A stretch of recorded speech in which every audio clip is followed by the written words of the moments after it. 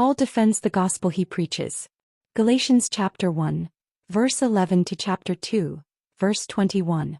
Paul's account in Galatians 2 is not merely a historical anecdote, but a living teaching that reveals foundational truths for the Christian faith. Through his defense of the gospel, Paul presents three pillars that remain essential in every time and culture. 1. The gospel comes from God, not from man. Paul makes it clear that the message he preaches is not the product of human traditions, religious opinions, or cultural pressures. It is a message revealed directly to him by Jesus Christ. This reminds us that the gospel does not change with trends. It is not adjusted to please human sensitivities. It does not depend on earthly approval. It is a divine, pure, and perfect revelation, capable of transforming even the most broken lives and lifting those who feel they have no hope. When the church forgets this, the gospel becomes diluted. When it remembers, the gospel shines brightly. 2. The unity of the gospel is unbreakable. Paul also shows that the gospel does not vary depending on people's background, culture, or identity. There is not one gospel for Jews and another for Gentiles. There is not one for the more spiritual and another for the less spiritual. There is only one, and we all come to God the same way, by grace. This unity produces genuine fellowship, breaks down barriers, restores relationships, and removes all forms of spiritual favoritism. In Christ we are all equal at the foot of the cross. Redeemed by the same blood, loved by the same Father, indwelt by the same Spirit. Paul's confrontation with Peter shows how fragile unity can be when fear or social pressure distorts the message.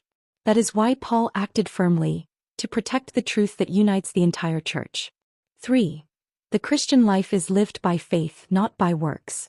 The climax of the passage is the powerful declaration, "I no longer live, but Christ lives in me."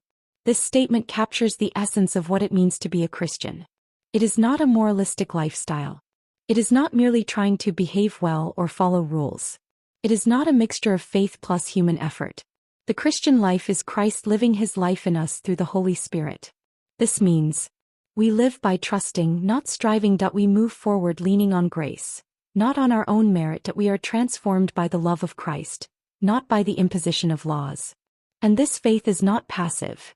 It is a daily trust that enables us to obey, grow, and remain steadfast amid life's pressures. Paul's attitude: love, faithfulness, and courage. Paul did not defend the gospel to win an argument or to prove he was right. His defense was an act of deep love. Love for the church, which could be led astray. Love for Peter so that he would not continue down a dangerous path. Love for Christ, whose sacrifice must never be diminished or distorted. What was at stake was not personal preference but the truth that gives life. A call for us today. This passage invites us to examine our faith and our position. Are we holding firmly to grace or mixing it with works? Are we intimidated by others' opinions like Peter? Are we protecting the unity of the gospel in love and truth? Paul reminds us that every day we must return to the essence of the gospel. Christ in us, living through us. May this message renew in our hearts a firm commitment to remain anchored in grace, reject any distortion of the gospel, and live consciously under the glorious reality that I no longer live, but Christ lives in me.